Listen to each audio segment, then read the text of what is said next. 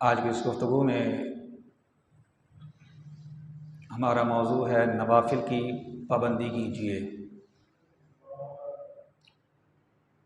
اللہ رب العزت اپنے فضل اور اپنی توفیق سے فرائض و واجبات کے ساتھ ساتھ ہمیں نوافل کی پابندی کی بھی توفیق عطا فرمائے۔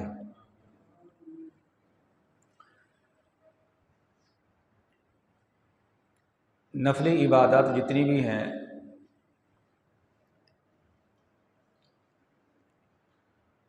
اگرچہ وہ نہ فرض ہیں نہ واجب ہیں، اگر آپ وہ کام کر لیتے ہیں آپ کو ثواب ہوگا، اگر وہ کام نہیں کرتے کوئی گناہ نہیں ہوگا۔ یہ اس کی سادہ سی تشریح ہے شریعت کے اندر کہ نفل کے اوپر عام روٹین میں پکڑ نہیں ہوتی۔ فرائض و واجبات کے اندر تو یہ ہے کہ اگر ادا نہیں کریں گے تو قیامت کے دن مواخذہ ہوگا، پوچھا جائے گا۔ نوافل کے اندر اگرچہ یہ بات نہیں ہے، لیکن ایک بندہ مومن کا نوافل کے بغیر چارہ بھی نہیں ہے۔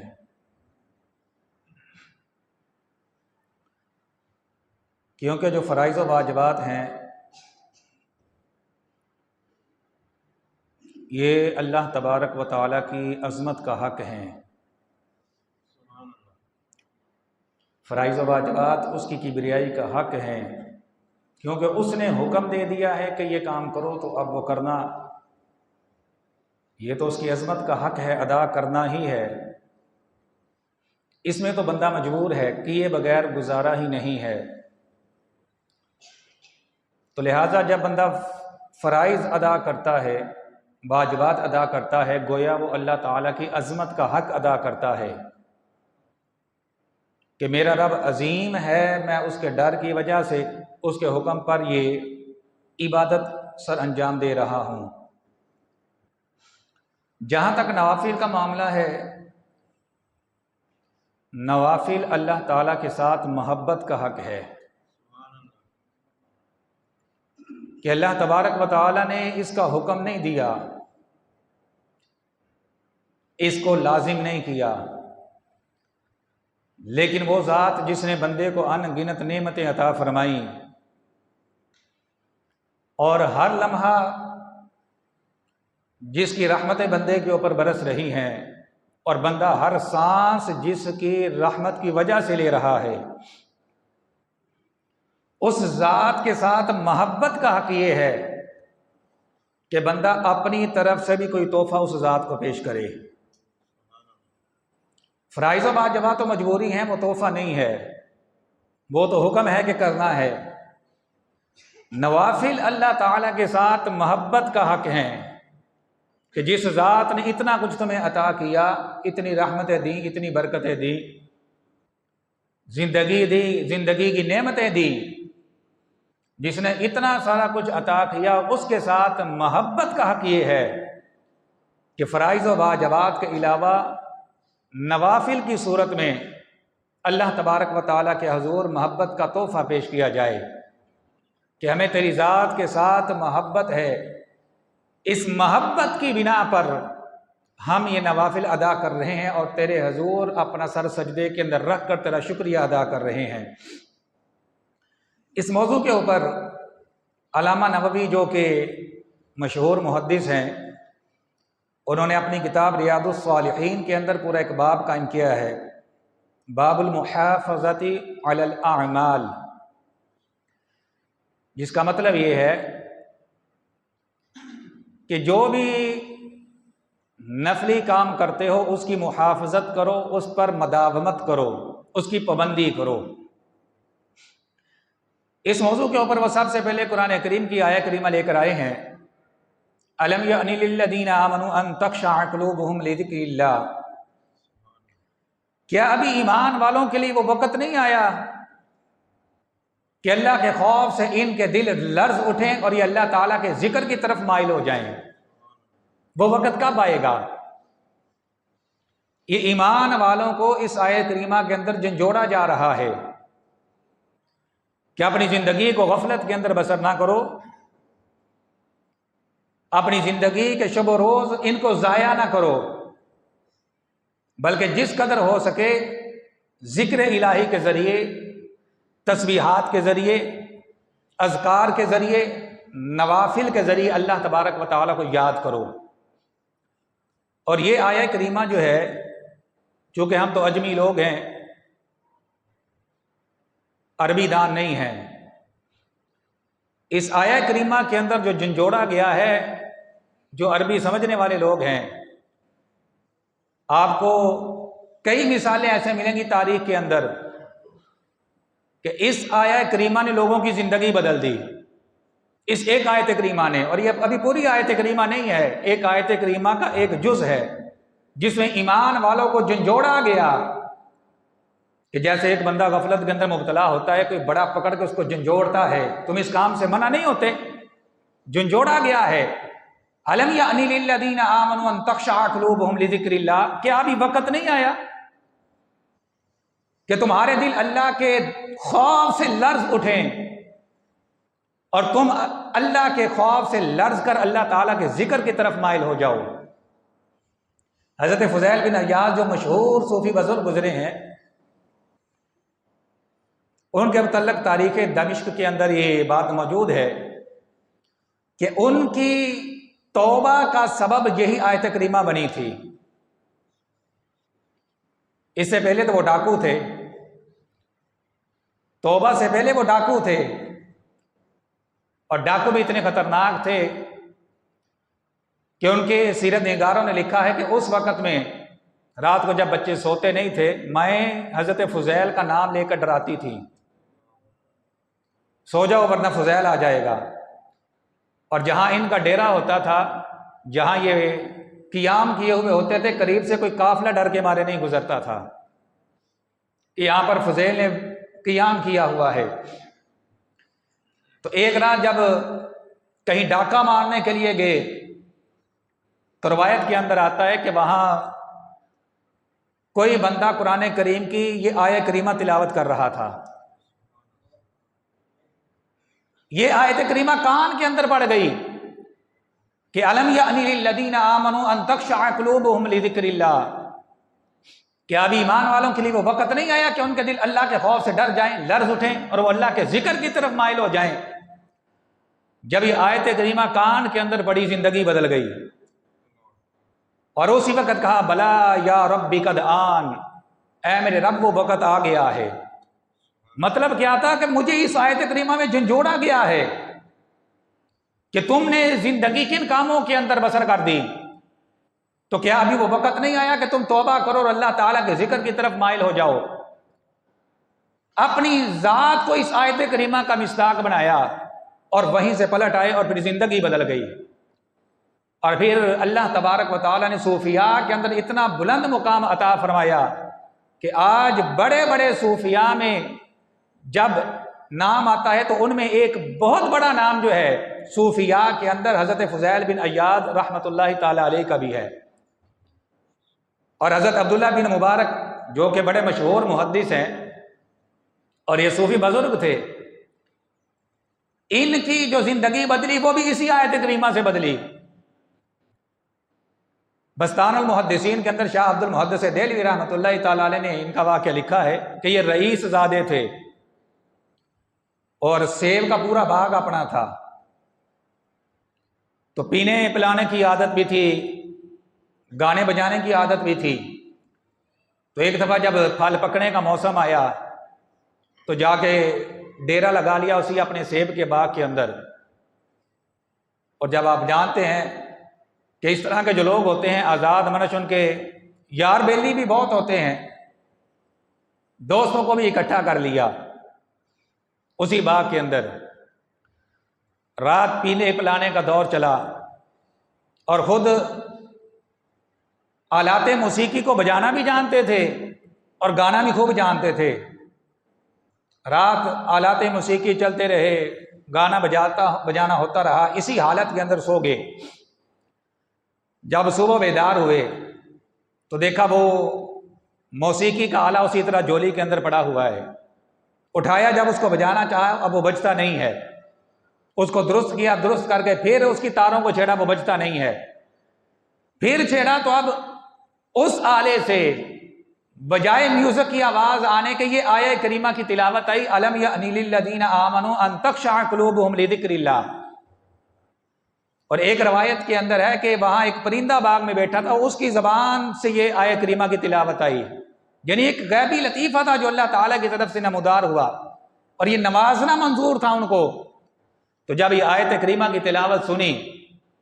تو فوراً کہا بلا یا ربی قد آن، اے اللہ وہ وقت آ گیا ہے، پچھلی زندگی کے اندر جو میں نے کر لیا سو کر لیا، آئندہ ایسا نہیں ہوگا۔ چنانچہ اسی وقت توبہ کی اور علم دین حاصل کرنے کے اندر مشغول ہوئے اور اللہ کے راستے میں چل پڑے، اور آج ان کی دینی خدمات اتنی ہیں کہ ان کے احسانات کی وجہ سے پوری امت مسلمہ کی گردن ان کے احسانات کے سامنے جھکی ہوئی ہے۔ یہ صرف دو مثالیں میں نے آپ کے سامنے دی ہیں اس آیہ کریمہ کی۔ تو یہ آیہ کریمہ اس میں اتنا اثر ہے کہ جو سمجھنے والے لوگ ہیں جب اس آیت کریمہ کو سنتے ہیں تو وہ لرز اٹھتے ہیں کہ الم یأنی للذین آمنوا ان تخشع قلوبہم لذکر اللہ، کیا ایمان والوں کے لیے وہ وقت نہیں آیا کہ ان کے دل اللہ کے خوف سے لرز جائیں اور وہ اللہ تبارک و تعالیٰ کے ذکر کی طرف مائل ہو جائیں۔ اس آیت کریمہ سے علامہ نووی نے اس باب کا آغاز کیا کہ دیکھو زندگی کے جو ایام ہیں وہ تو گزرتے چلے جا رہے ہیں، ان کو غفلت کے اندر نہ گزارو اور صرف فرائض و واجبات پر اکتفا نہ کرو، بلکہ جو فرصت کے لمحات مل رہے ہیں ان میں کچھ نہ کچھ نفلی عبادات کا اہتمام کرو، ذکر و اذکار کا اہتمام کرو، تسبیحات کا اہتمام کرو، اور پھر جب کوئی معمول اپنی زندگی کے اندر شامل کر لو، کوئی نیک عمل اپنی زندگی کے اندر شامل کر لو فرائض و واجبات کے علاوہ، پھر اس کے اوپر مداومت اختیار کرو، پختگی اختیار کرو، پھر اس عمل کو چھوڑو نہیں، پھر اس عمل کو ترک نہ کرو، پھر اس نیکی کے کام کو ترک نہ کرو۔ چنانچہ اس پر وہ پھر حدیث مبارکہ لے کر آئے ہیں، اما عائشہ صدیقہ رضی اللہ تعالیٰ عنہ نے اس کو روایت کیا ہے، کہتی ہیں مکان احب الدین الیہ ما دوام صاحبہ علیہ، کہ نبی کریم صلی اللہ علیہ وسلم آپ اس بات کو پسند فرماتے تھے بندہ جو نیک کام شروع کرے اس پر مداومت اختیار کرے، اگرچہ وہ بہت زیادہ عمل جو ہے اس کو شروع نہ کرے، اپنی بساط کے مطابق، اپنے وقت کے مطابق، اپنی فرصت کے مطابق، اپنی صحت کے مطابق، وہ کوئی بھی عمل جو ہے وہ اس کو شروع کرے، نیکی کا جو عمل ہے زیادہ مقدار میں نہ کرے، تھوڑی مقدار میں کرے، لیکن اس کو لگاتار کرے، روز کرے۔ یہ نہیں ہے کہ ایک دن 100 نفل پڑھ لیا اور دوسرے دن 2 بھی نہ پڑھے، یہ نہیں، بے شک 2 پڑھے لیکن روز پڑھے۔ اس بات کو نبی کریم صلی اللہ علیہ وسلم پسند فرمایا کرتے تھے کہ عمل وہ ہے جس پر ہمیشگی ہو اور پختگی ہو، اگرچہ وہ قلیل عمل ہو۔ دوسری حدیث مبارکہ جو کہ حضرت عبداللہ بن عمر بن عاص رضی اللہ تعالیٰ عنہ سے مروی ہے، وہ کہتے ہیں نبی کریم صلی اللہ علیہ وسلم نے مجھے مخاطب کر کے فرمایا یا عبد اللہ لا تکن مثل فلان کان یقوم اللیل فترک قیام اللیل۔ حضرت عبداللہ بن عمر کہتے ہیں مجھے نبی کریم صلی اللہ علیہ وسلم نے یہ ارشاد فرمایا کہ اے عبداللہ اس شخص کی طرح نہ ہو جانا جو پہلے تہجد پڑھتا تھا پھر اس نے اس کو ترک کر دیا۔ پہلے تہجد پڑھتا تھا، اس کا معمول تھا، اس کے معمولات کے اندر تہجد شامل تھی، لیکن پھر اس نے غفلت کی وجہ سے، سستی کی وجہ سے اس کو ترک کر دیا۔ تو لہذا نفلی عبادات جو ہیں، یہ حدیث مبارکہ اس بات کی وضاحت کر رہی ہے کہ نفلی عبادات، یہ یہاں سے فقہاء نے 2 مسئلے اخذ کیے ہیں۔ پہلا مسئلہ تو یہ ہے کہ نفلی عبادت جب تک شروع نہ کی جائے تب تک وہ نفلی عبادت ہے، اور جب وہ شروع کر دی جائے پھر وہ نفل نہیں رہتا، اس کا پورا کرنا واجب ہو جاتا ہے۔ مثال کے طور پر آپ نے 2 رکعت نفل کی نیت باندھ لی، پھر کسی وجہ سے وہ آپ کو نماز توڑنی پڑ گئی، اب دوبارہ اس کا پڑھنا آپ کے اوپر واجب ہو گیا ہے۔ جب تک آپ نے وہ شروع نہیں کیے تھے تب تک وہ نفل تھے، جب شروع کر لیے اب وہ نفل نہیں رہے، اب اس کا پورا کرنا واجب ہو گیا۔ اسی طرح نفلی روزہ ہے کہ جب تک وہ روزہ نہیں رکھا تب تک وہ نفلی روزہ ہے، اور جب وہ روزہ آپ نے رکھ لیا ہے اب وہ روزہ نفلی روزہ نہیں رہا، اب اس کا پورا کرنا واجب ہو گیا ہے۔ اور اگر کسی عذر کے سبب آپ وہ روزہ توڑ دیں گے اس کا پورا کرنا دوبارہ اوپر واجب ہوگا، یعنی اس کی قضا کرنا ہوگی۔ تو لہٰذا ایک مسئلہ تو فقہا نے یہ اخذ کیا، اور دوسرا مسئلہ فقہا نے یہ کہا کہ اگر کوئی بندہ کسی نفلی عبادت کا معمول بنا لے، مثلا اس نے مغرب کی نماز کے بعد اوابین کے 6 نفل جو ہیں ان کا معمول بنا لیا کہ میں روز یہ پڑھا کروں گا، وہ پڑھتا ہے، لیکن پھر اچانک یہ کہتا ہے کہ آئندہ میں یہ کبھی پڑھوں گا ہی نہیں، تو کہا کہ اب اگرچہ یہ نفل تھے چونکہ اس نے اس کا معمول بنایا تھا، ہاں اگر کبھی ایسا ہے کہ اس کے پاس فرصت نہیں تھی اس نے وہ نفل چھوڑ دیے تو گناہ گار نہیں ہوگا، کسی مصروفیت کی وجہ سے یا سستی کی وجہ سے نہیں پڑھ سکا، گناہ گار نہیں ہوگا کیونکہ نفلی عبادت ہے۔ لیکن اگر سرے سے یہ کہے کہ میں آئندہ پڑھوں گا ہی نہیں تو پھر وہ گناہ گار ہوگا۔ تو لہٰذا ان دونوں احادیث سے جو نبی کریم صلی اللہ علیہ وسلم کی ہیں ان سے یہ بات سامنے آتی ہے کہ نفلی عبادات جو ہیں یہ بندے کو ضرور کرنی چاہیے، اور جب کوئی عمل شروع کر دے تو پھر اس کو چاہیے کہ اس کو ہمیشہ کرے، اگرچہ کثیر تعداد کے اندر نہ کرے، قلیل تعداد کے اندر ہی کرے، لیکن اس پر مداومت ہو، ہمیشگی ہو، اس کو روز کرے، پابندی کے ساتھ کرے، وہ عمل اللہ تبارک و تعالیٰ کو زیادہ پسند ہے۔ اور پھر جہاں تک نوافل کا معاملہ ہے، یاد رکھیے بعض دفعہ یہ ہوتا ہے کہ ہم نے یہ معمول بنا لیا کہ ہم نے رات کو سونا ہے، تو ہم نے رات کو سوتے وقت 100 دفعہ سبحان اللہ پڑھ کے سونا ہے۔ مثلا کسی بندے نے معمول بنا لیا، کسی بھی ذکر کا معمول بنا لیا کہ میں نے 100 دفعہ سبحان اللہ پڑھنا ہے، یا 100 دفعہ الحمدللہ پڑھنا ہے، یا 100 دفعہ اللہ اکبر پڑھنا ہے، یا میں نے درود پاک 100 دفعہ پڑھ کے سونا ہے، یا دن کے کسی اور وقت کے اندر اس نے یہ معمول بنا لیا کہ اس وقت میں نے نیک عمل یہ اتنا کرنا ہے۔ اب اگر کوئی مصروفیت آ گئی، یا کوئی بیماری آ گئی، اب یہ نہیں ہے کہ اس عمل کو سرے سے ترک کر دو، بلکہ بزرگان دین نے فرمایا کہ اس میں کچھ کمی کر لو، اس میں کیا کرو؟ کمی کر لو، اس کو چھوڑو نہیں۔ اور یہ بات صرف وہی بتا سکتے ہیں جن کو اللہ تعالیٰ کی معرفت حاصل ہوتی ہے، اور جن کو دین کی معرفت حاصل ہوتی ہے، اور جن کو حضور نبی کریم صلی اللہ علیہ وسلم کے فرامین کی معرفت حاصل ہوتی ہے۔ خشک مزاج اور خشک دماغ لوگ ایسی باتیں نہیں بتا سکتے، وہ تو ویسے ہی بھگاتے ہیں لوگوں کو نوافل سے۔ تو بزرگان دین نے کیا فرمایا؟ جو عمل روز کرتے ہو، مثلا ایک بندہ روز 100 دفعہ سبحان اللہ پڑھ کے سوتا ہے، کسی دن اس کی طبیعت ٹھیک نہیں، یا کوئی ایسی مصروفیت آ گئی ہے کہ وہ 100 دفعہ نہیں پڑھ سکتا، تو فرمایا اب اس طرح نہ کرو کہ بالکل ہی ترک کر دو، اب اس طرح کرو کہ چلو 100 دفعہ نہیں پڑھ سکتے، 33 دفعہ پڑھ لو۔ 33 دفعہ پڑھنے کا ٹائم بھی نہیں ہے، 11 دفعہ پڑھ لو۔ 11 دفعہ پڑھنے کا ٹائم بھی نہیں ہے، چلو 3 دفعہ پڑھ لو۔ اس کا فائدہ کیا ہوگا؟ اس کا فائدہ یہ ہوگا کہ وہ عمل جو تمہارا تسلسل کے ساتھ جاری ہے، وہ عمل جو تم روز مسلسل کر رہے ہو، اس کے اندر بریک ڈاؤن نہیں ہوگا، اس کے اندر چھٹی نہیں آئے گی، وہ عمل اللہ تبارک و تعالیٰ کی بارگاہ میں قبول ہوگا، اس لیے کہ اللہ تعالیٰ اس عمل کو پسند کرتا ہے جو اگرچہ تھوڑا ہو لیکن روز ہو، اور اس کی بارگاہ ایسی ہے کہ وہاں اکثر اعمالہ نہیں دیکھا جاتا، احسن اعمالہ دیکھا جاتا ہے۔ اس کی بارگاہ میں اکثر اعمالہ نہیں، قرآن کریم نے فرمایا احسن اعمالہ، احسن عمل دیکھا جاتا ہے، خوبصورت عمل، اخلاص دیکھا جاتا ہے، نیت دیکھی جاتی ہے۔ اگر تم اخلاص کے ساتھ 3 دفعہ ہی پڑھ لو تو ہو سکتا ہے وہ تمہارے 100 دفعہ پڑھنے سے اللہ تمہیں اس پر زیادہ اجر و ثواب عطا فرما دے۔ تو اس لیے فرمایا کہ نوافل کی پابندی کرو، نفلی عبادات یہ کرو، روز کرو، جتنی اپنی وسعت ہے، جتنی طاقت ہے، جتنے فرصت کے لمحات ہیں، اور جو عمل کرو کوشش کرو کہ اس پر پابندی ہو، اس میں چھٹی نہ آئے، کیونکہ یہ جو نفلی عبادات کا ٹائم ہوتا ہے نا، یہ در حقیقت اللہ تبارک و تعالیٰ کے بارگاہ میں حاضری کا وقت ہوتا ہے۔ یہ اللہ تبارک و تعالیٰ کی بارگاہ میں حاضری کا وقت ہے۔ مثلا آپ روز ایک سپارہ تلاوت کرتے ہیں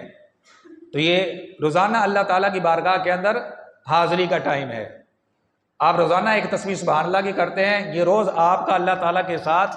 ملاقات کا، حاضری کا ٹائم ہے یہ۔ اگر آپ نے اس کو ترک کر دیا، آپ نے اس ملاقات کی ناقدری کی ہے، بے توجہی کی ہے، آپ نے ناشکری کی ہے، آپ نے اس حاضری کی۔ اس کی مثال آپ ایسے سمجھ لیں، اگر ایسے وقت کے اندر نفس آپ کو سستی دلا رہا ہے، غفلت کر رہا ہے کہ یار آج طبیعت ٹھیک نہیں ہے، ناساز نہیں، چلو آج چھوڑ دیتے ہیں یہ عمل، ایسے وقت میں یہ سوچ لو اگر اسی وقت مجھے وزیر اعلیٰ کا فون آ جائے، کہے کہ میں تمہیں 1,00,000 روپیہ انعام دینے والی ہوں، بھاگ کے آؤ، کیا وہ بندہ سستی کرے گا؟ کیا وہ بندہ غفلت کرے گا؟ کیا کوئی عذر، کوئی بہانہ کرے گا؟ کوئی بہانہ نہیں کرے گا، کوئی عذر نہیں رہے گا، کوئی سستی نہیں رہے گی۔ تو دنیا کے معمولی سے مال و متاع کے لیے بندہ اپنی سستی چھوڑنے کے لیے بھی تیار ہو جاتا ہے، آرام چھوڑنے کے لیے بھی تیار ہو جاتا ہے، بیماری بھی پیش نظر نہیں رہتی، تو وہ احکم الحاکمین کی بارگاہ، اس بادشاہ کی بارگاہ جو کہ ہر وقت کھلی ہوئی ہے، اس کی بارگاہ میں حاضری سے بندہ بے توجہی کرے، نہ شکری کرے، نہ قدری کرے، یہ کتنے بڑے زوال کا سبب ہے۔ تو اس لیے حضور نبی کریم صلی اللہ علیہ وسلم نے حضرت عبداللہ بن عمر بن عاص کو مخاطب کر کے فرمایا، اے عبداللہ اس بندے کی طرح نہ ہو جانا جو پہلے تہجد پڑھتا تھا پھر اس نے اس کو ترک کر دیا۔ مطلب کیا؟ فقہاء نے فرمایا اس حدیث پاک کا مطلب یہ ہے کہ کوئی بھی نفلی عمل ہے، نفلی عبادت ہے، یہ نہیں ہے کہ پہلے اس کو شروع کرو پھر اس کو سرے سے ترک کر دو، نہیں، اس بات کو شریعت نے پسند نہیں فرمایا ہے۔ اور یاد رکھیے جب کوئی بھی نفلی عمل جو ہے آپ روٹین کے ساتھ وہ کرنا شروع کر دیں گے،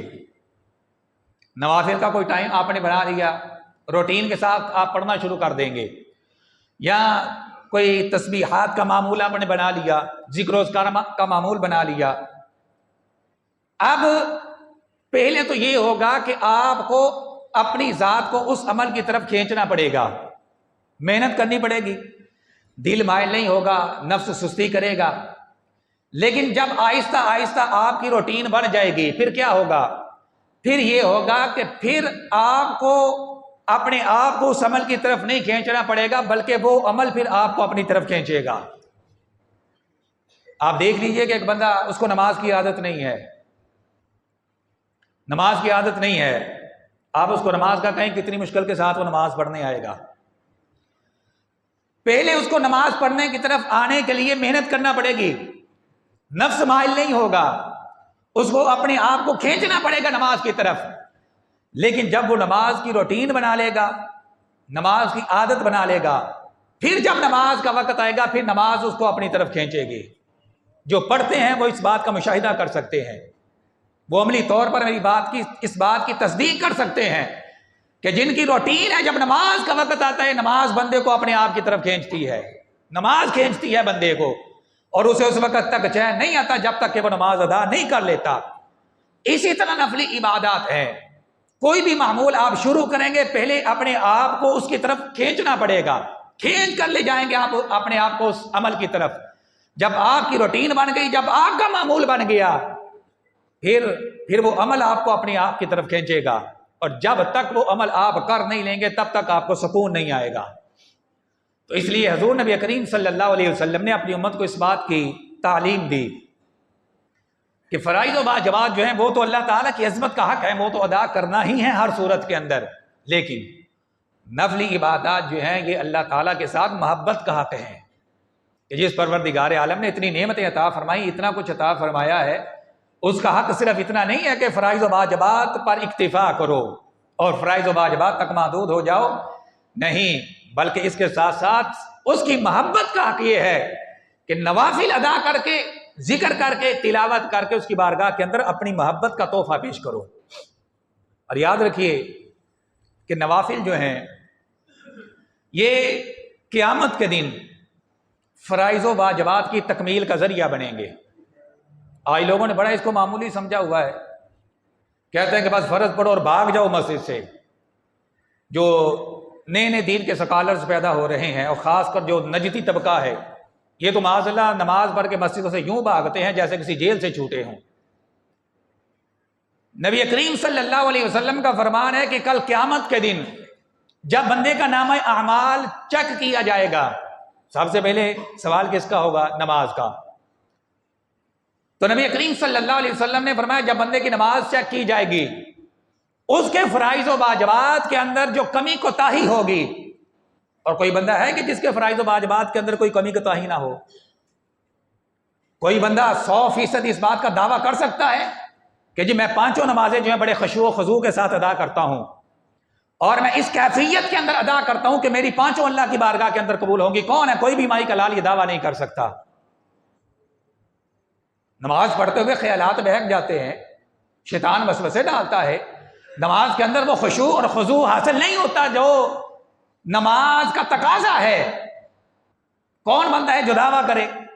کہ میری نماز مکمل ہے، بس فرائض پڑھوں گا اور فرائض میں اتنے خشوع و خضوع کے ساتھ پڑھتا ہوں کہ اللہ کی بارگاہ میں قبول ہو جاتے ہیں؟ کوئی مائی کلال یہ دعویٰ نہیں کر سکتا۔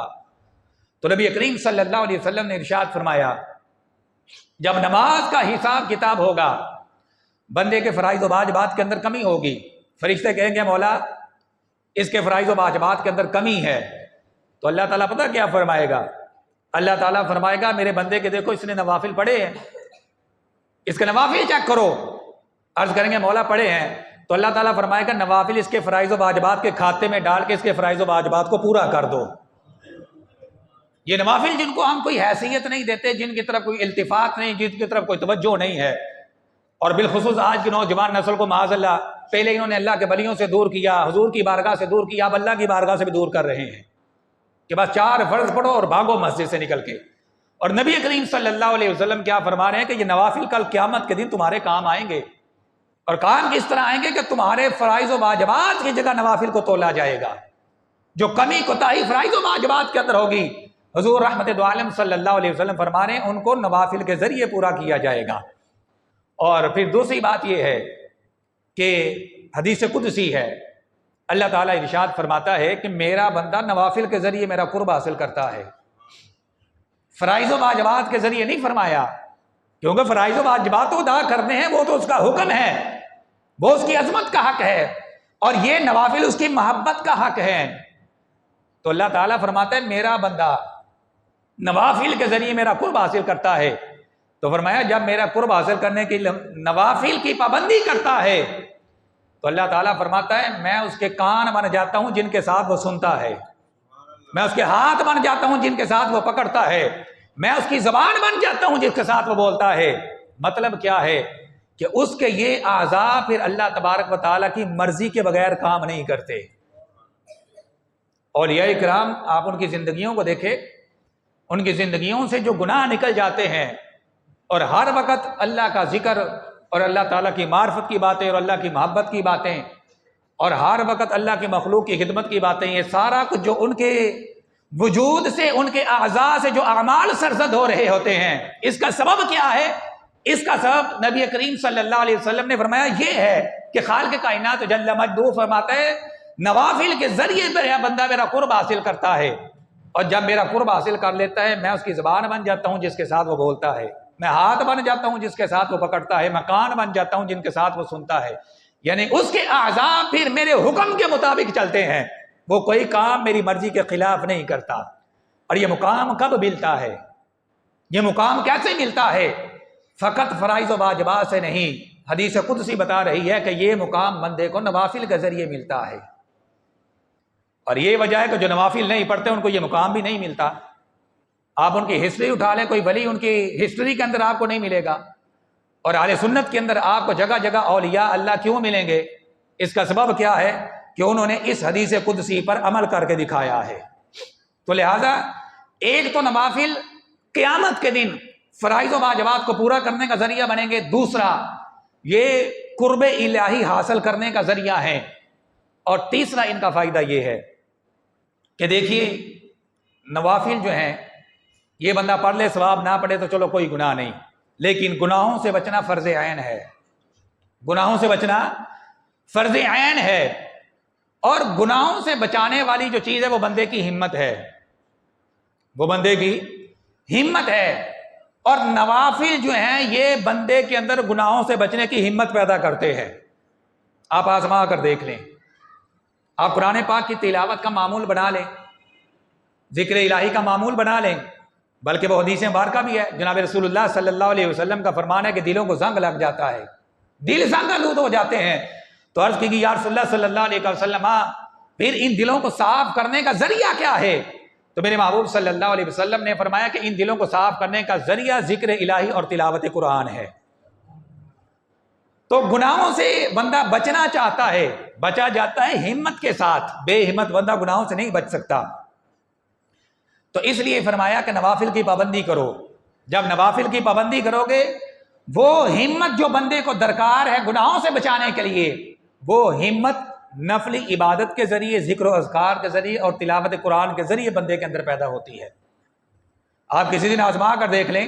آپ صبح فجر کے وقت اٹھتے ہیں، فجر کے وقت اٹھ کے آپ اپنا معمول بنا لیں ذکر کرنے کا یا تلاوت کرنے کا، اس سارے دن کے اندر پھر رات کو جب سونے لگیں آپ اپنے گناہ گن لیں،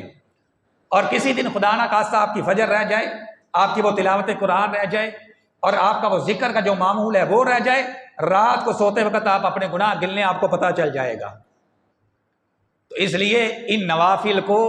معمولی نہیں سمجھنا چاہیے، یہ بڑی اہمیت کے حامل ہیں۔ اس وجہ سے جناب رسول اللہ صلی اللہ علیہ وسلم نے یہ وصیت فرمائی حضرت عبداللہ بن عمر کو کہ اس بندے کی طرح نہ ہو جانا کہ جس نے تہجد کا معمول بنا لیا اور پھر اس کو ترک کر دیا، پھر اس کو چھوڑ دیا۔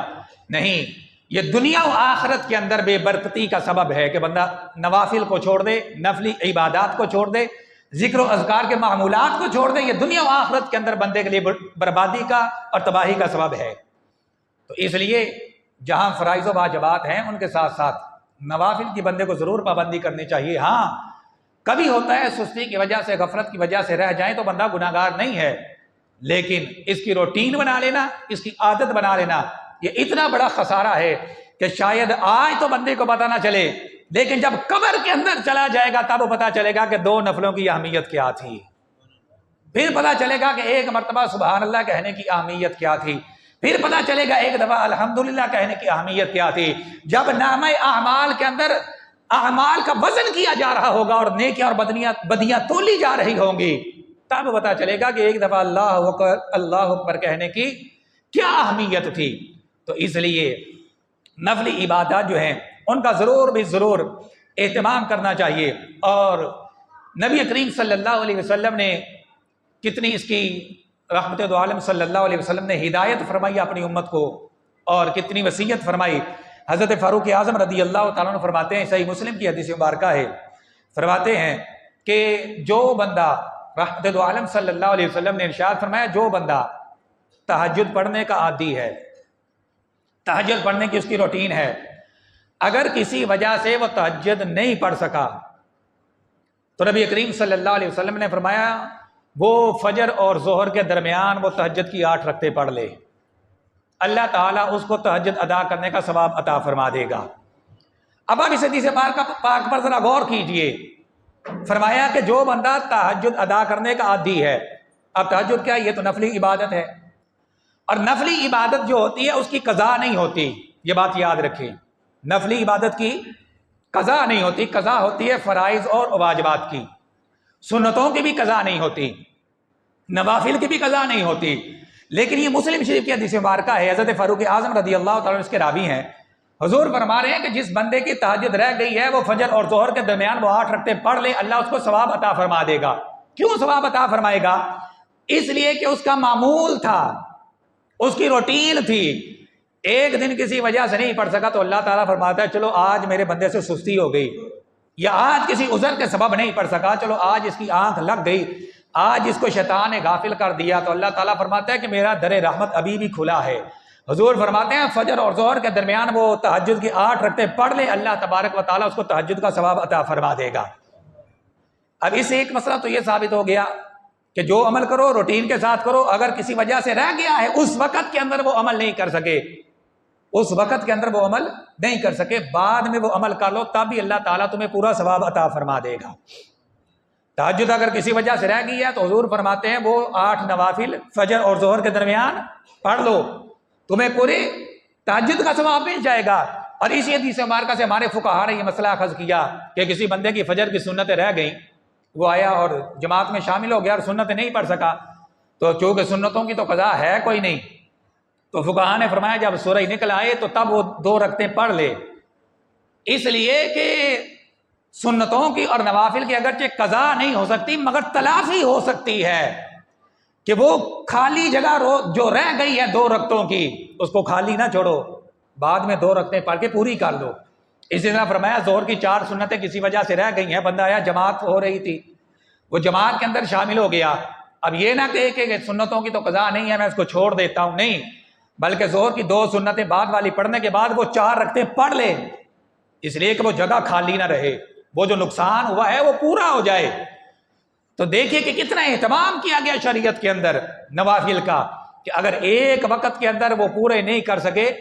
دوسرے وقت میں جب بھی تمہیں ٹائم ملتا ہے، جب بھی فرصت ملتی ہے، وہ رکعتیں پڑھ لو، اللہ تبارک و تعالیٰ تمہیں پورا ثواب عطا فرما دے گا۔ تو لہٰذا آج جو لوگوں نے ٹرینڈ بنا لیا ہے کہ فرض پڑھو اور بھاگ جاؤ، اگر کوئی گھر جا کے نوافل پڑھتا ہے تو یہ بڑی اچھی بات ہے، اگر گھر جا کے کوئی سنتیں اور نوافل پڑھے یہ بڑی فضیلت والی بات ہے، اس کا بڑا اجر و ثواب ہے، ایسا کرنا چاہیے۔ لیکن اگر فقہا نے کہا کسی بندے کو یہ خطرہ ہے کہ میں فرض مسجد میں پڑھتا ہوں، یہاں سے نکلوں گا تو غافل ہو جاؤں گا، سنتیں نہیں پڑھ سکوں گا، نوافل نہیں پڑھ سکوں گا، اسے چاہیے کہ مسجد کے اندر سنتیں اور نوافل پڑھ کے جائے تاکہ اس کا نقصان نہ ہو۔ تو لہٰذا آج جو کچھ نام نہاد مذہبی سکالرز سوشل میڈیا کے اوپر بیٹھ کر لوگوں کو گمراہ کرتے ہیں، اور ایک نجدی طبقہ جو ہے جو صرف جس نے اپنے آپ کو فرائض تک محدود کر دیا ہے اور خود کو کہتے ہیں کہ ہم تو اہل الحدیث ہیں، حدیث کو ماننے والے ہیں، وہ نبی کریم صلی اللہ علیہ وسلم کی ان احادیث کی خلاف ورزی کر رہے ہیں، وہ سرکار دو عالم صلی اللہ علیہ وسلم کے ان فرامین کو پس پشت ڈالے ہوئے ہیں۔ وہ سنتیں کیا، وہ تو نفل نہیں پڑھتے، اور حضور فرما رہے ہیں سنتیں تو کیا نوافل کی بھی پابندی کرو، اگرچہ یہ فرض نہیں ہے لیکن ان کا فائدہ بہت ہے۔ پہلا فائدہ یہ ہے کہ کل قیامت کے دن تمہارے فرائض کے اندر جو کمی کتائی ہے یہ نوافل پوری کر دیں گے۔ دوسرا فائدہ یہ ہے کہ ان کے ذریعے تمہیں اللہ تعالیٰ کا قرب میسر آتا ہے۔ تیسرا فائدہ یہ ہے کہ گناہوں سے بچنے کی ہمت اور حوصلہ یہ نفلی عبادات پیدا کرتی ہیں۔ تو جب اتنے فائدے ہیں، اگر ان کو ترک کر دو گے تو پھر یاد رکھو نقصان کتنا ہوگا دنیا و آخرت کے اندر۔ اللہ تبارک و تعالیٰ ہمیں ان باتوں کو سمجھ کر عمل کی توفیق عطا فرمائے۔